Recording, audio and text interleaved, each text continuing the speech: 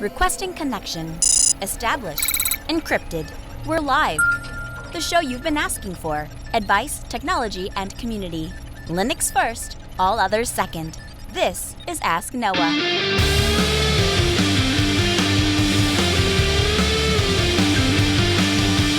Live from Altispeed Technologies, the Ask Noah show starts right now. This is the show where we came to do all the things on Linux they said couldn't be done and take your questions on how to do the same. The phone lines are open this hour to be a part of the program. It is a free call, 1-855-450-NOAH.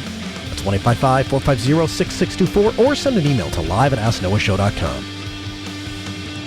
My name is Noah Chalai. I am your host. Delighted to be here with you as another episode of the Ask Noah show kicks off this hour. Our first email comes in from Dan this week. Dan writes in and says, hello. I've listened to some of your shows. I'd happily contribute if you find my corner of open source useful. This was a focused and highly technical audience, and then he gives a link to a YouTube talk that he had on LumoSQL. He provides another link, lumosql.org/source/LumoSQL, and he said the project has grown since the talk, but the drivers and constraints are the same, and Richard Hipp's cluster of technologies are still impressive. This was to a larger and equally technical audience, but more mixed and more existential topic. And then he has another link. This is an EU, US, etc. argument for creating LumoSQL related to law and privacy, and a lot of humor because the politicians have no sense of irony. Best, Dan. So well, check out these videos. I've invited you to check out these videos. We'll have them linked for you in the show notes. And yeah, Dan, you absolutely have an invitation to come on. Just reach out to us and let us know what dates work for you. Our second email comes in from Roger. Roger reaches out and says, hello, Noah. On a recent episode of Ask Noah, an Ask Noah show listener was looking for a way to manage a large number of SSH connections. I use the /.ssh/config file to reduce complex command lines down to a simple SSH host specification. Use man /config to display the manual page and the following URL for implementation examples. And then he links to a cybercity.biz article on creating an SSH config file for Linux. One reason for using the SSH/config file is to use different identity files, different SSH keys, for each host I want to connect to. Best regards, Roger. So a huge thanks for writing in. I love solutions that are open source. I love solutions that work natively with what's already on the system, and your solution does exactly that. So hopefully that does help out our listener from a few weeks ago who was interested in managing multiple SSH connections and trying to do that effectively. Our second email tonight comes, are we on number 3? We're on number 3. A third email comes tonight in from Alex. Alex writes in and says, hey, Noah, love the show. I'd like your advice on off-site backups. I'm looking for an off-site backup solution. I want to back up everything to a Synology NAS on my home network, but I'd like to have backup off-site in case of theft, fire, natural disaster, so on and so forth. I have about 100 gigabytes of data that will grow slowly over time. Should I back up to an off-site solution directly from one of my computers or directly from the NAS? Also, how would I go about doing either scenario based on your recommendation? Thanks, Alex. So a couple things that we need to break down here. We'll start by talking about what you're trying to achieve with your backup. So rule of thumb is if your data isn't in three locations, it doesn't exist. And so I'll use my home as an example. I have my main file server, which is what I use on a day-to-day basis. Every 15 minutes, a snapshot is taken of that data set. The purpose of that snapshot is not to provide a backup of that data. The purpose of that snapshot is to reduce the amount of time the file server is offline while I go hunting for a backup to recover data. In the case of the snapshot, I can simply restore the snapshot, pull the file that I'm looking for, that the user's looking for, and go on with my merry day.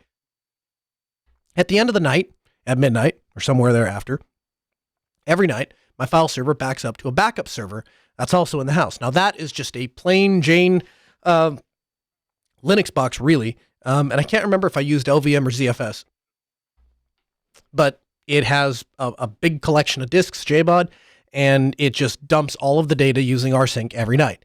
And so that is designed to prevent for something that happened during the day, but I don't catch it right away.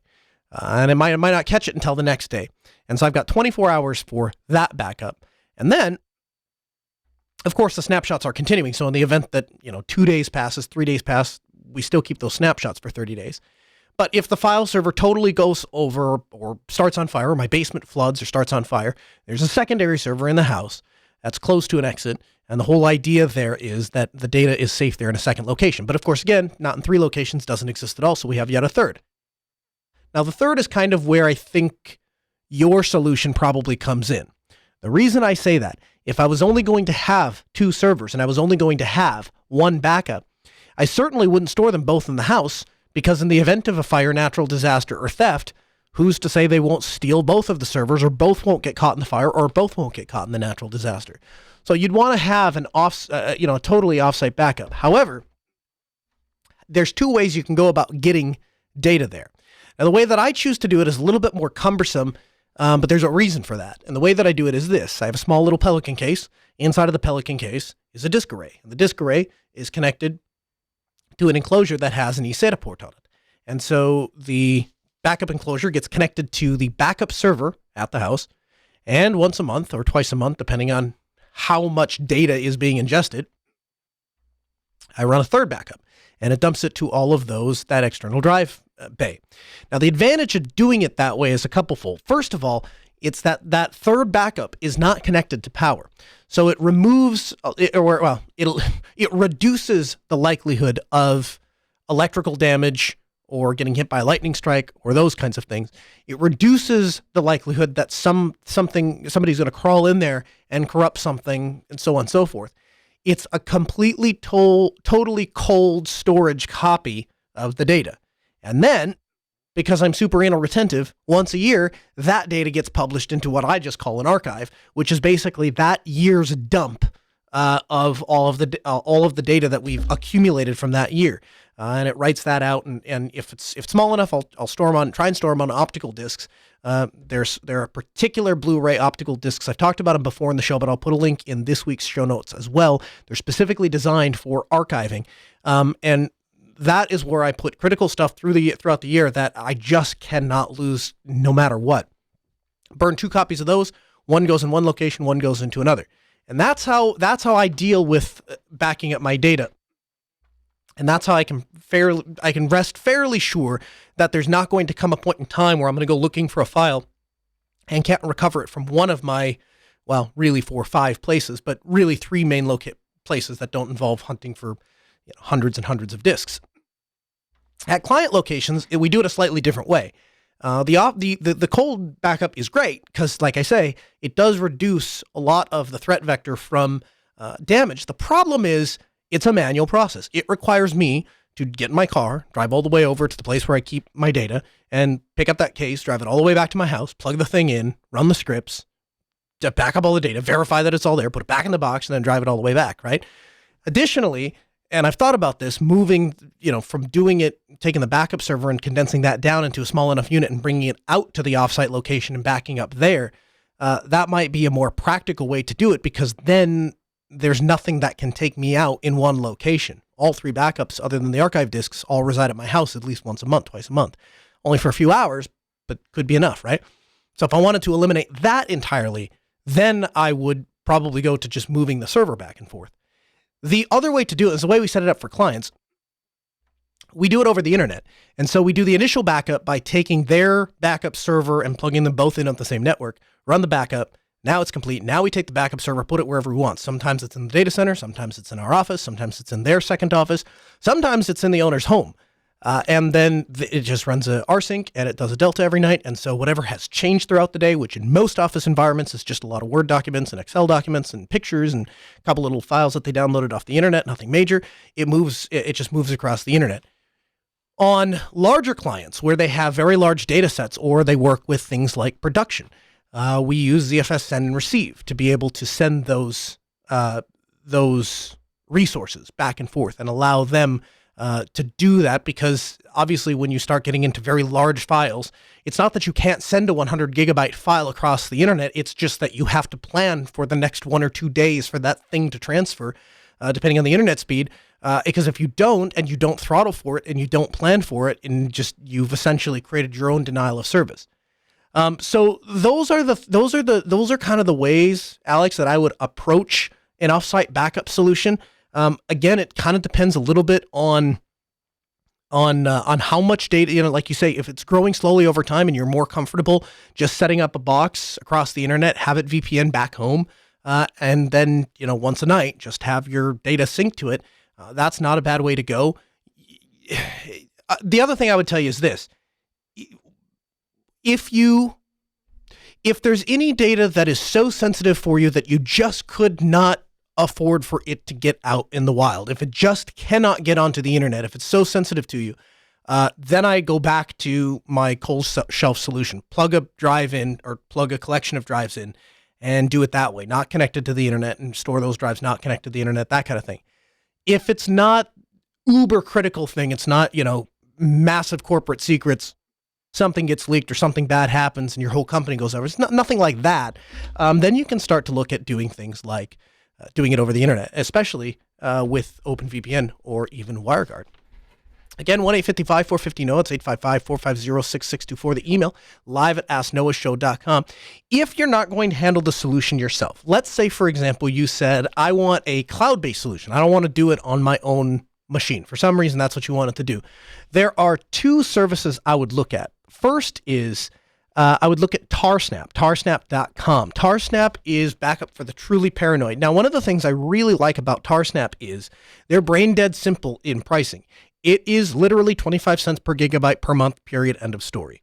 And the nice thing about Tarsnap is they don't have the keys. You have the private keys to your files. And so when you make a backup and store it on Tarsnap, yeah, you're storing it on their servers, but they can't unlock. The code is open and the code for the client is available, and they can't see your private key. That's managed by you. And so I would suggest looking at that. And then the other service I would look at is Cryptomator. And you can learn more at cryptomator.org. Also, Sloth3D in the chat room says, Synology backs up between your NAS and a trusted friend. I've heard a recommendation by many people online depending on your data requirements. So there may be actually a built-in solution to your Synology. Now, if I'm honest with you, I don't like it as much, right? I far prefer something like rsync. I far prefer something like ZFS send and receive, because you can use it on whatever platform you want to use. You can use ZFS send and receive on anything that runs OpenZFS. You can use rsync on, well, basically any Linux distro. So there's something to be said about staying agnostic, and so your process will stay the same even if your storage server changes. But if it works and it's built into the Synology, that might not be a bad way to go. Our pick of the week this week is KDE Plasma Leak Guard. So I've always said that no OS is perfect and no desktop environment is perfect. And I get a lot of flack for that sometimes. People say, well, you just prefer this or the other. The truth is, you have to choose what kind of problems you want to solve. And so it's not that Plasma is a problem-free environment. It's just that the kind of problems that exist on Plasma aren't ones that, frankly, take you out. And so that's what's kept me there for so long. Sure, you can break things, but I can always recover for those things. Sometimes that means I have to drop down to a CLI. Sometimes that means I have to kill a process. Other times that means I have to restart something. But almost always I can get myself back up and I don't lose work. And that's really what I care about. And I've gotten laughed at for saying this, but there'll be a time where something like the launcher menu will lock up. Can't launch an application. It'll come back in a few minutes if I just wait, but I got to get something done now. And so having KRunner and hitting Alt Space and launching whatever application I need to do, and I go do my thing, and Katie in the background fixes its stuff, and then we go back. And so Kapavik is being a jokester in the chat room, which you can join, by the way, at geeklab.ninja. He says, hey, is perfect desktop? Windows? Yeah. Again, not that Linux is a perfect experience every time. It's just that there are different problems you're going to solve on a Windows desktop. Oftentimes they're more frustrating to solve. Oftentimes they require digging deeper, and you don't ever come away with the real answer as to why that thing isn't working. It's just blow it away and start over. So that's frustrating to me. But I don't find those kinds of frustrations in KDE. Well, a new tool that has come out called Plasma Leak Guard auto-restarts KDE Plasma if it's taking an abnormal amount of memory. And one of the issues that I've noticed, and particularly when I'm doing show prep with a laptop that doesn't have very much RAM, is every once in a great while, the machine will lock up. And the last few times that happened, I dug into it a little bit more, and I saw that there was a blue indexer that was running, and it was eating a ton of memory. I later traced that down to the fact that the way that I had some of my storage set up, as terabytes of storage was coming online and going offline, it was causing Baloo to re-index a bunch of things. It was eating a bunch of memory. And so when you combine that with, if I have a bunch of tabs open and I also have Element open and I have a bunch of things going on in the background, all of a sudden memory starts getting eaten up. And so Plasma Leak Guard is an application that seeks to fix that, at least from the KDE side. When KDE starts to run away, it automatically will restart. And so this is really fantastic. I'm going to give this a shot on my work laptop and see how it works. But anything that automates my ability to recover and brings me back online without me having to do something, even if it is working around a problem like a limited amount of RAM, that's a benefit. We get emails every single week asking about routers and firewalls and what people recommend and what should I put in my house and where do I learn to get started with networking and stuff like that. So our gadget of the week this week is a Raspberry Pi powered router. Now you can read more about this at opensource.com. They're doing this with OpenWRT. And if you're not familiar with OpenWRT, OpenWRT is an operating system originally written for the Linksys WRT54G routing platform, which was one of the most popular consumer routers ever created. In fact, I believe they are still selling today, in large part because they have established such a good reputation. OpenWRT is an open source software that runs on top of those and turns those consumer grade routers into an open source based routing appliance. So it should surprise no one that the project has since ported that device over to the Raspberry Pi. To get started, all you're going to need is a Raspberry Pi, a power cable, a computer, preferably running Linux, a micro SD card with at least 16 gigabytes of free space, let me back up. A micro SD card with 16 gigabytes of free space, that's also sacrificial. Doesn't matter if it doesn't matter if you have a 64 gig card and if you've got files on there, make sure to take them off. It's a sacrificial card. An Ethernet cable, an LTE modem. This guy used a Teltonika TRM240, which is a GSM USB modem, and then a SIM card for mobile connectivity. So I got to stop right there and say this. So the Raspberry Pi, the way that the hardware is laid out, you only have one wired port. Now, anybody who's been working with a router for more than 5 minutes is going to say to themselves, well, if you're routing between networks, wouldn't you need two network interfaces? And you'd be correct. So there's a couple ways you can go about doing that.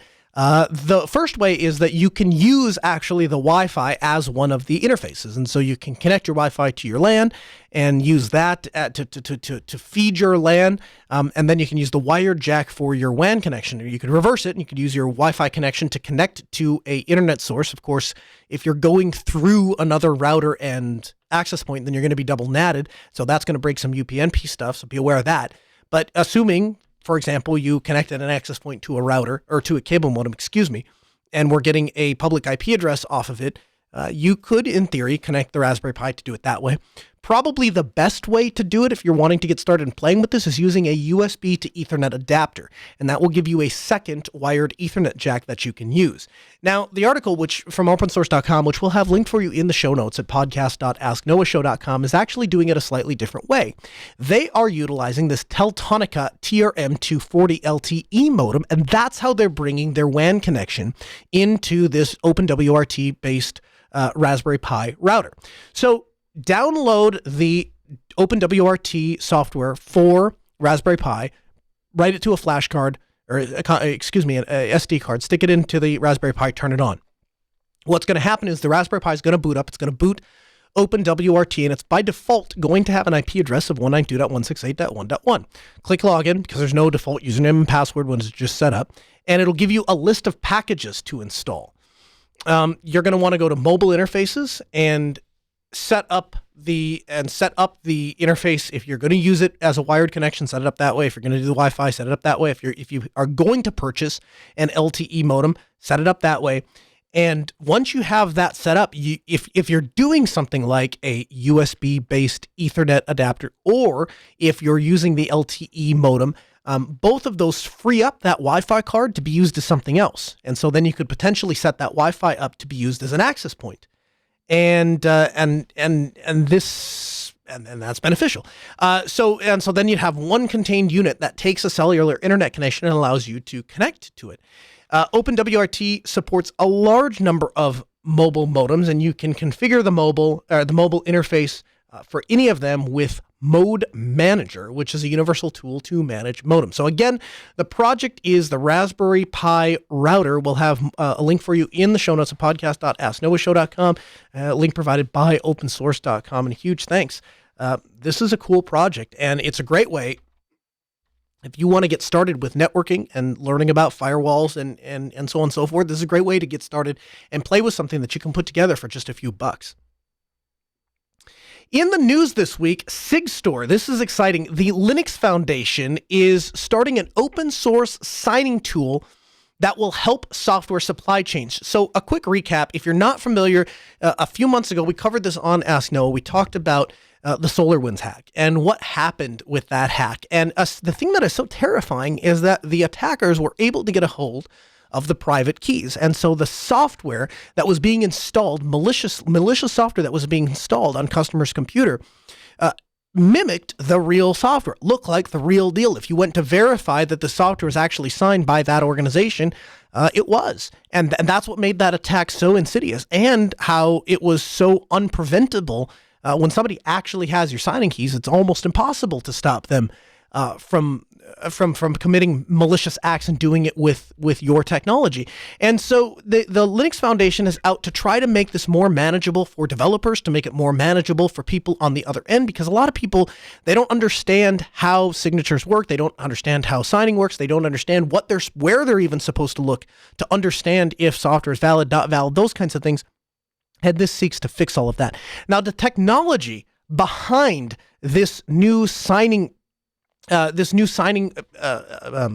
method, I guess, for rolling out the SigStore is nothing new. It's using the X509 PKI certificate to generate a short key pair. So if you're not familiar with PKI, the short and dirty version is that we assign private and public key pairs. You take the private key and you sign something and hand that out and say, look, I can prove that it's me because only I could sign it this way. And now we know that you are who you say you are. And so from then on, when you want to prove who you are, you just sign a thing, and a central infrastructure keeps track of your public key and says, yep, that guy is the only guy that could have signed that, so that's definitely him or her.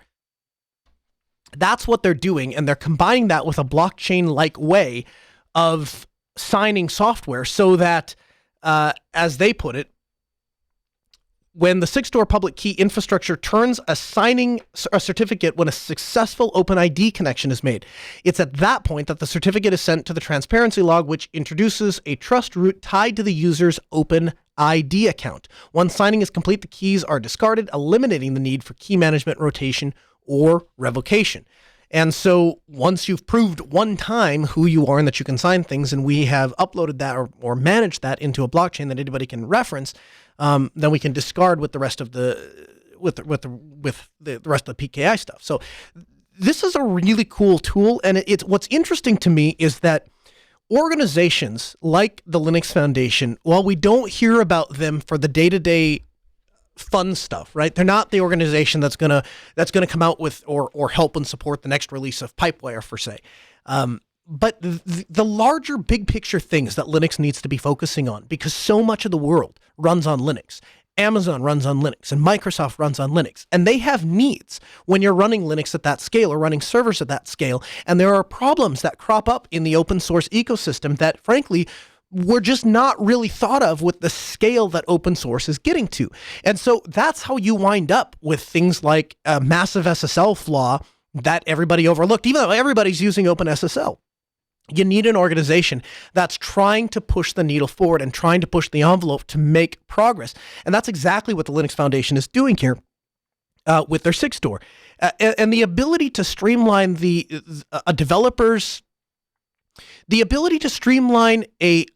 developer's process so that they can rest assured that their users are only getting their software. And when they sign something, that means something. And users can trust, if it's done in this way, we can trust it because it's an open source way of doing things. We can all look over and say, yes, this is the signature that belongs there. And so at this point, this is functional. It works today. Now, they call it beta because they're still testing it. And of course, there's a lot of functionality that probably a lot of use cases that have not been specifically tested. But the underlying technology is mature, been around for a long time. There's just a different way of applying some of the existing well-established technologies that are out there. And what is changing here is it lowers the barrier of entry when software manufacturers want to produce software and want users to trust it, and it lowers the barrier of, raises the bar of trust for users and their software sources, because now they know the code that they're executing on their machines actually came from the intended software manufacturer. The first types of data that will be signed under the SIG store are generic releases of artifacts like tarballs, compiled binaries, container images, with plans in the future to add jars, manifests, and signing other formats. Currently, as I say, the SIG store is functional, but the project describes itself as being under prototype development, meaning that it's not available for general use. Officials said the SIG store built a fully functional server-client transparently log called Wrecker, R-E-K-O-R, and anyone can stand up their own Wrecker instance if they perform their own signing. So at the end of the day, here's what you're left with. You're left with Wrecker, which is an open source project that has an open API interface that you can reference, and they are going to maintain a PKI for this SIG store. So all in all, this is a really exciting announcement, and again, really happy to see that there are organizations taking this stuff seriously and helping move the needle forward, even on stuff that doesn't necessarily have a selling point. It's not exciting or sexy to say that, hey, now we're going to be able to sign software in a different way. But I think it was much needed. System 76 is in the news this week with their Thelio Mira. Now, this is the newest addition to their desktop line. What's interesting about this to me is they're targeting that professional desktop space. And so System 76, fairly well known in the scientific community. If you're looking for machines that are born to run Linux, that you have to have support from a company that uses and understands Linux all day long, every day, that's where System 76 comes into play. This is their newest addition. And part of what fascinates me about the Thelio lineup is they're moving towards building everything in-house, and this is no exception. They have now hired in-house engineers that have been working to create a pro solution. And they thought to themselves, what if we expanded the Thelio to support more memory and put more powerful GPUs? So that's what they've done. In fact, they've managed to cram 2 GPUs into this machine, a 4th gen AMD Ryzen CPU, PCI 4.0, NVMe storage, and up to 128 gigabytes of RAM. The Thelio Mira is thermally engineered to prevent throttling and to allow pro-grade components to perform at their maximum potential.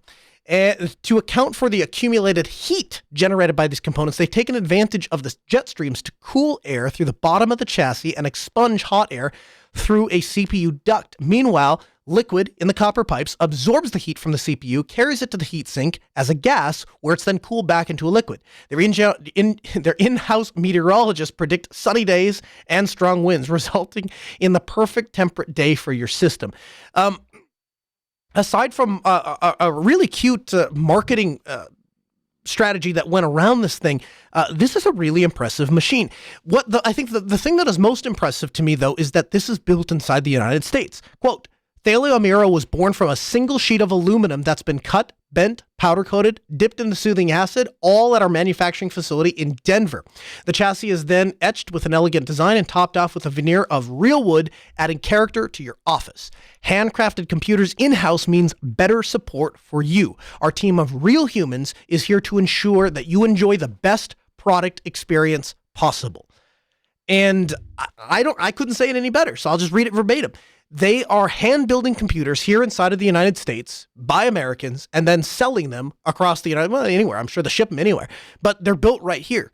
And so you can go meet the people that are building them. You can go talk to the engineer, and when they get a trouble ticket that says, hey, these 5 desktops these 5 models or these 3 models are having this particular problem. We have to fix that. They have an engineer that can go back and say, well, how can we cool this better or cool this differently? And this is not, I mean, we're well into the iterations of Thaleo now. This has been a few years that they've been working on this product lineup, and it just keeps getting better and better. And so when I look at them approaching the professional desktop market, it opens up a lot of possibilities, I think, for System 76, because now you have people like me who run not just a business on Linux, because a lot of us are laptop based, but here in the studio, right? I need a certain amount of machines, and I have to be able to rely on them. Of course, all those machines run Linux. So something like this, a very well thought out, very well engineered, very powerful machine that's specifically designed to run Linux and run cool and efficiently on Linux, that's hard to beat. Now you imagine when you start getting into universities, when you start getting into laboratories, and these places need to run high scientific calculations, and so they look at it, and the system requirements are that they have to have some version of Linux. Well, guess what? System 76 is there. And they're there either with Pop! OS, which is their custom-tailored operating system based off of Ubuntu, specifically designed for geeks by geeks, or they'll just load plain Jane Ubuntu on there for you if you want to go with the upstream kernel. Whatever you want, they'll do it. And of course, because they design all of those machines primarily to run Linux, chances are you're going to be able to load whatever operating system you want. But again, all built inside of the United States, all built by real humans, all built by people that work for System 76. So you have one company, one entity, one team, one mission, one place to get your problem solved. One place. The feedback for what doesn't go right goes into the same place for the things that do go right, goes into the same place for where they're building it. It just seems like a recipe. It just seems like a recipe for success. So congratulations, System 76, on your Thaleo Mira. We're super excited for you. It looks like a great desktop. The government of India is planning to introduce legislation banning cryptocurrency.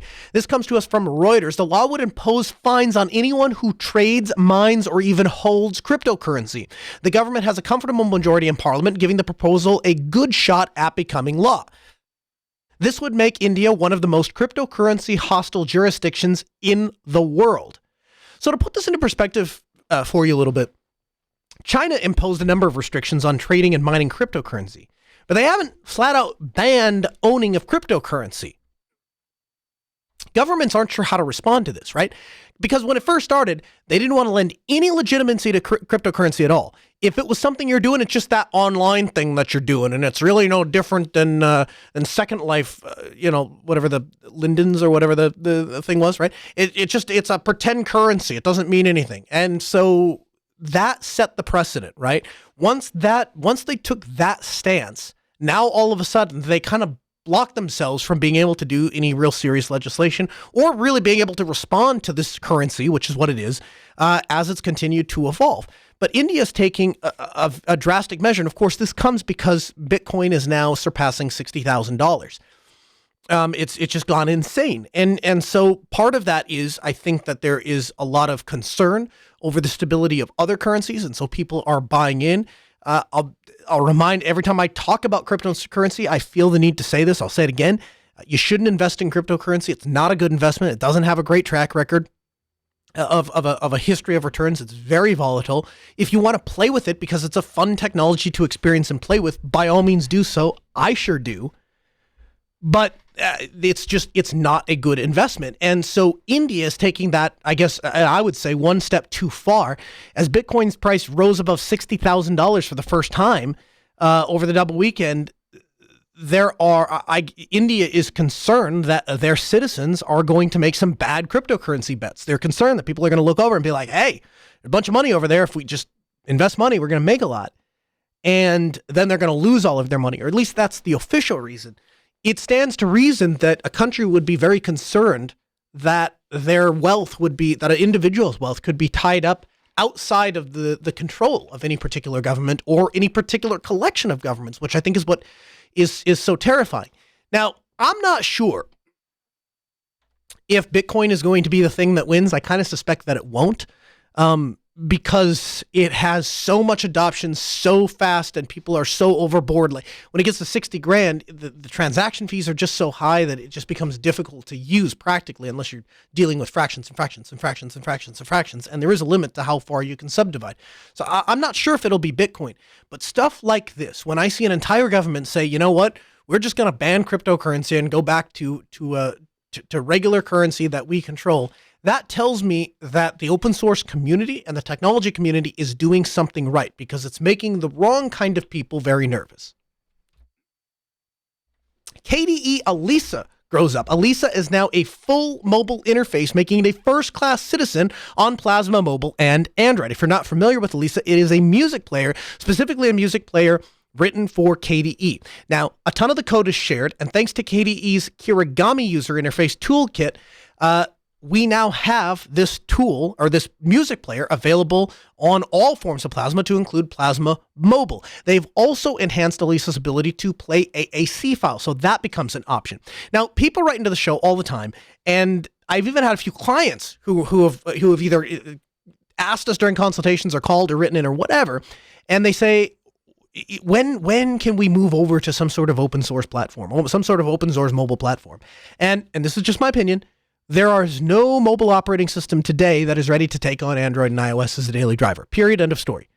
Again, my opinion, they all come with shortcomings. A lot of them get a lot of it right, but there's always a few shortcomings. And I remember one of the first times I sat down in a car with somebody who was using the before it was UbiPorts, back when it was the Ubuntu phone, and he said, "Well, I use it my daily driver." So that's cool. We got into a car. It said, "How do we get to this place?" And, "Oh, I don't know. I don't have navigation on my phone." Yeah, that's just one step too far for me. Like, I get it. It's exciting that these things are available on open source, and I would love to use them. But when there's fundamental tools that have existed and they are just a general expectation of anybody that picks up a smartphone, I just don't think we're competing in the same category. But we are steadily getting there. And I want to make a comparison to you. Sailfish is the closest I've seen for competing with iOS and Android in a day-to-day environment. And the reason for that is because the UI is so much better than iOS or Android. It's so much smoother and so much more polished and so much more thought out that it makes the other two look like a joke. And someday that's going to get swapped, I think, with a totally false solution, because the reality is part of what makes the UI in Sailfish so good is that it's a proprietary UI and it's been in development for years, and they just pulled it into Sailfish when Sailfish became a thing. It was something else before that. I can't remember the name. Every time I reload KDE Plasma Mobile, I get happier and happier with the way that the development is going and the performance and satisfaction I get out of using the thing. And KDE Plasma, if I was going to replace all of my phones with something today that was totally FOSS, it would undoubtedly be KDE Plasma Mobile. And that is the front runner. And so here's the way I want to present this to you. I'm going to pose a hypothetical. Imagine, if you will, for a moment, that you walk into a big box store and you're looking around in the glass display case and you're trying to find something to blow $150 on. And there in the glass display case, you see one of the nicest music players you've ever seen. Like an old school MP3 player, except this one has a 5-inch touchscreen. It connects to Wi-Fi, has Bluetooth available. And if that were available at your local big box store, and you could sideload streaming apps on it if you wanted to, but it's a $150 MP3 player. That's what it is. You buy it, you open it up, you put your music on it, you play it, and maybe play some music, maybe play some videos on it. How many of you would buy that thing? How many of you would buy that Linux-based FOSS underneath music player?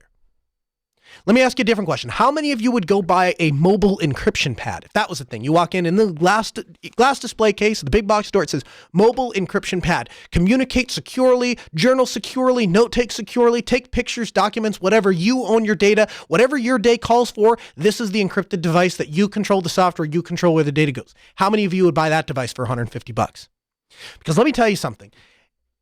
At the same time that I'm listening to people like myself saying that, hey, we're just not there yet with mobile and with mobile operating systems trying to compete with mainstream ones, I then go back into the quote unquote real world and pick up a Zebra device, and there's a lot of them out there that haven't been updated, and they're running Android Jelly Bean, right? They got 4.2 on it, and that's the PDA that these stores are using, or these hospitals are using, or whatever is using to facilitate their business.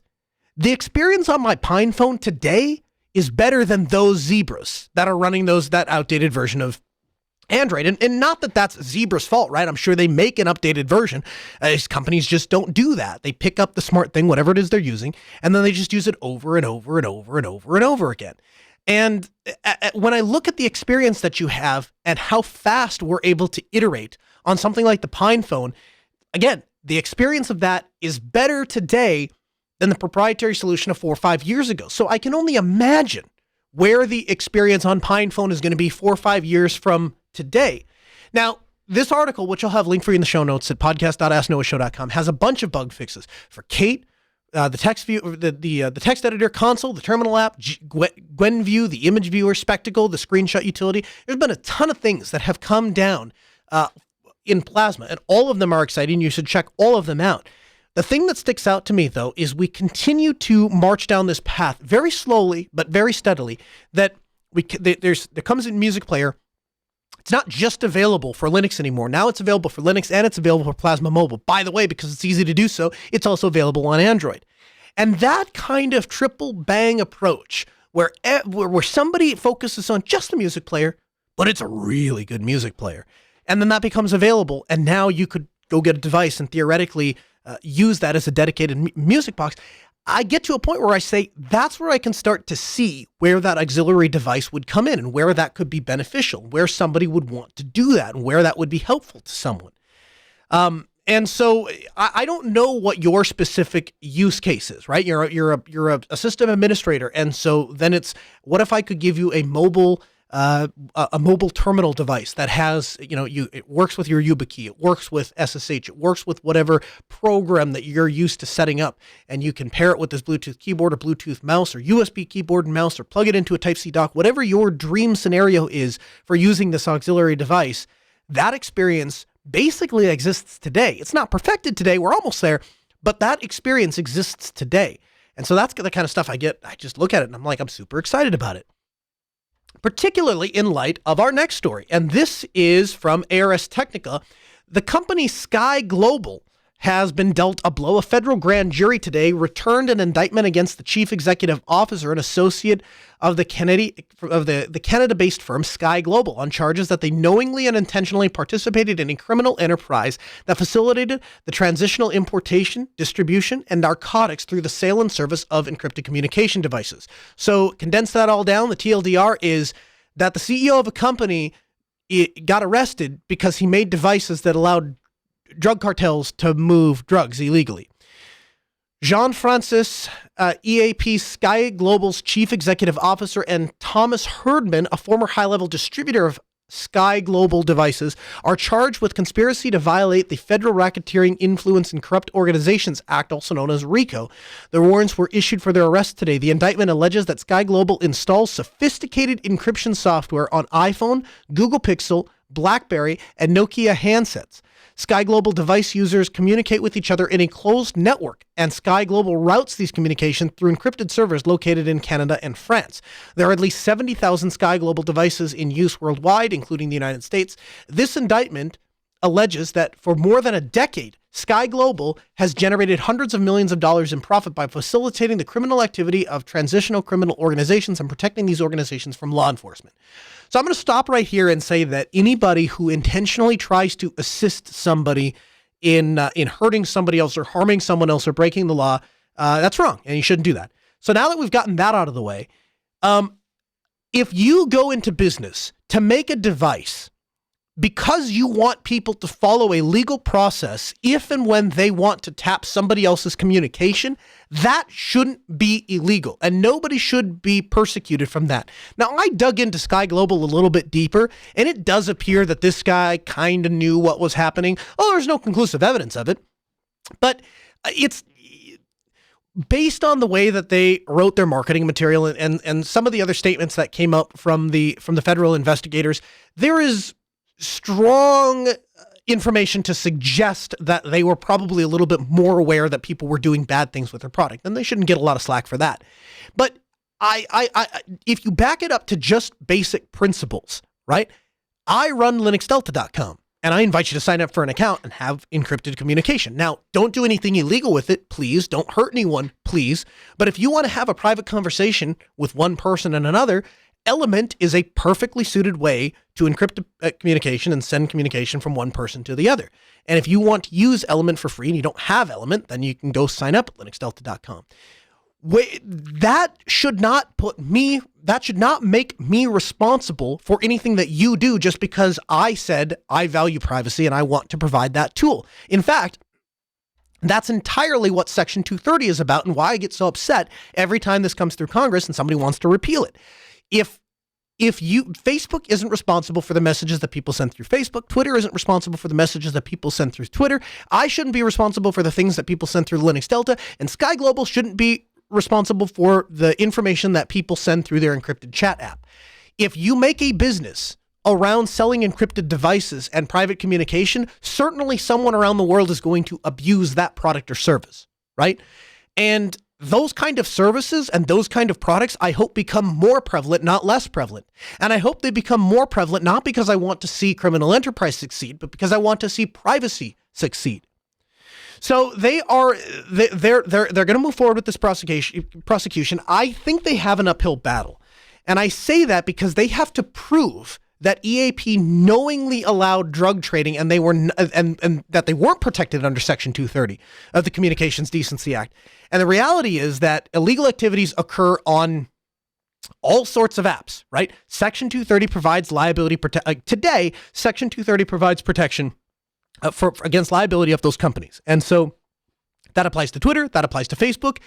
The chances that an attorney couldn't make the case in court that should also apply to Sky Global will depend almost entirely on what evidence that they have to suggest that they knew that this was happening.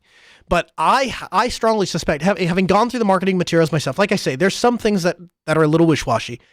But for the most part, they had a don't ask, don't tell. We just sell encrypted communication devices. We don't care what you do with them. And that is the right approach for a company who is valuing privacy, because you don't make those kinds of decisions and you don't ask those kinds of questions, because it should be assumed that everybody is innocent until they've proven that they can't be trusted. In which case, it's entirely appropriate to bury those people, to take away their services. Once they've started to abuse the privilege of using your service and you don't want them as a customer anymore, then take it away. But if Sky Global is doing their job right and they don't have access to that encrypted communication, how the heck would they know what their clients were using it for? So we'll continue to watch that lawsuit as it rolls on. Another lawsuit, this coming back into the show, we covered this when it first broke. This comes to us from Bloomberg. Google is facing a suit over snooping on incognito browsing. Google failed to kill a lawsuit that alleged that it secretly scoops up troves of internet data even when users browse in incognito mode to keep their search activity private. A federal judge ruled on Friday that denied the Alphabet Incorporated initial request to throw out the case. Quote, the court concludes that Google did not notify the users that Google engages in the alleged data collection while the user is in private browsing mode. U.S. District Judge Lucy Kahn said in San Jose, California. She wrote in her ruling, if you were... okay, so let me back up for a minute.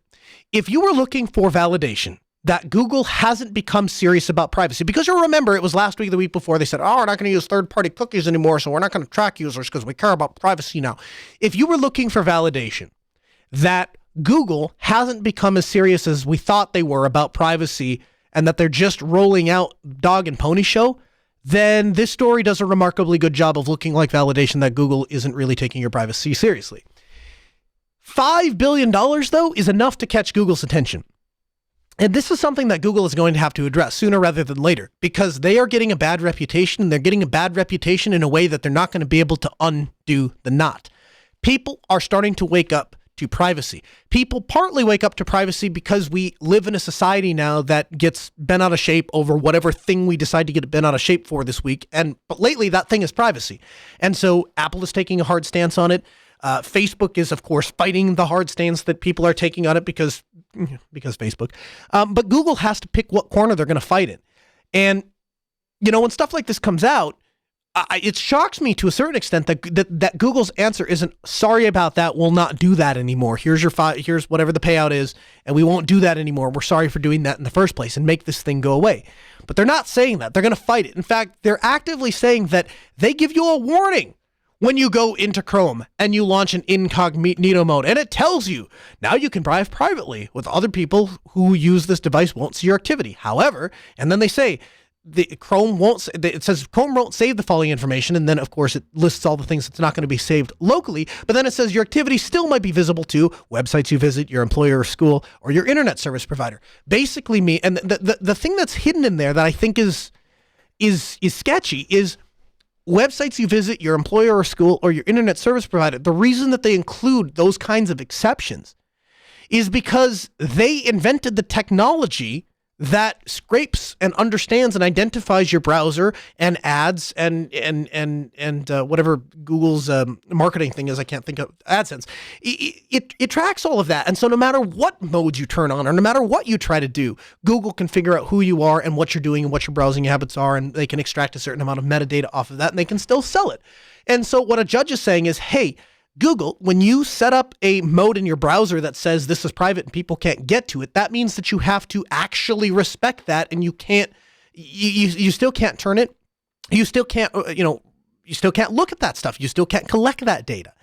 And so the charge against Google or the class action lawsuit against Google is saying that they're violating federal wiretapping laws, which even if I'm not sure what the end result of this case is going to be, I'm happy to see that that's the road that we are starting to approach when a company collects quote unquote metadata and takes that information without a user's permission.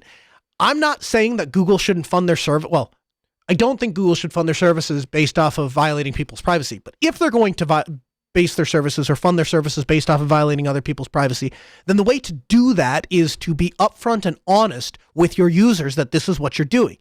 I think it's highly deceptive of Google to have an incognito mode to say that this prevents, a record and a history and stuff on your computer, and then just skim over it like the website might know who you are if you log into your bank, or your school might know who you are if you log into them. Yes, those are one or two very obvious examples, but there are tons of not so obvious examples, like I visit some random third-party site or some blog, and that blog uses AdSense, and then Google's tracking me there.